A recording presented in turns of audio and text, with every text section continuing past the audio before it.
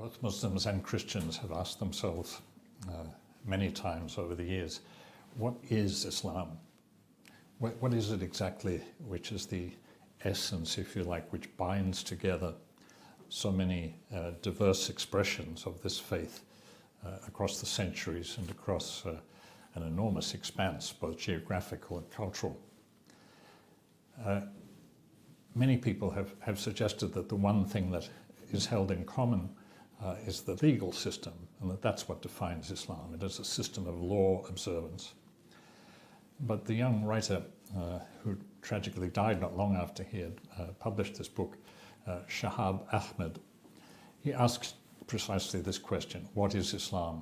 Subtitle, The Importance of Being Islamic. And he says, rather than either define Islam simply as having this central core of law, or going to the other extent and conceiving of many separate Islams, which really have nothing that binds them together except the name. He said, let's try and understand Islam as what he calls the hermeneutical engagement with the revelation to Muhammad.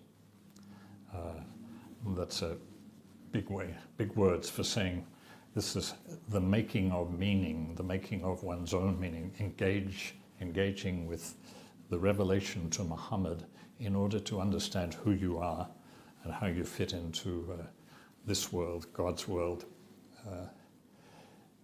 It's a hermeneutical engagement with the revelation to Muhammad. And very often we think of that revelation to Muhammad simply as the text of the Quran. But every Muslim believes that there's what Shahab Ahmed calls the pre-text, that there's a real truth, the real truth that lies behind the text, the real truth which is in the unseen world. The text of the Quran, the recitations given to the Prophet, are an expression from the world of the unseen, from the God of the unseen, expressed in our world of the seen. So the text cannot be taken simply as itself. And when we are engaging with it with revelation, for meaning making, for understanding who we are and what our community is, we have also to take into account what we believe about the real truth behind the text. So that means, of course, that different kinds of Muslims have different understandings of what the real truth is lying behind the text. Is it the rationality of God? For example, if you're a Muslim philosopher, you understand that the real truth that lies behind this text is a God who is utterly rational, and that really you can share in the rationality of God by the use of your own rationality. You don't really need the text in order to get to the real truth which lies behind it, because you, as someone who is capable of thought and of philosophy, you are able to encounter the real truth, which is God, by your rationality. If you're a Sufi, then for you the real truth behind the text, Shahab Ahmed would say, is the existence of God, the oneness of God. I would add a loving existence of God. And that you engage with the text in order to get you beyond the text, in order to get you towards a unity with that existence of God, to feel your own existence taken into the existence of the real truth existence which lies behind the text.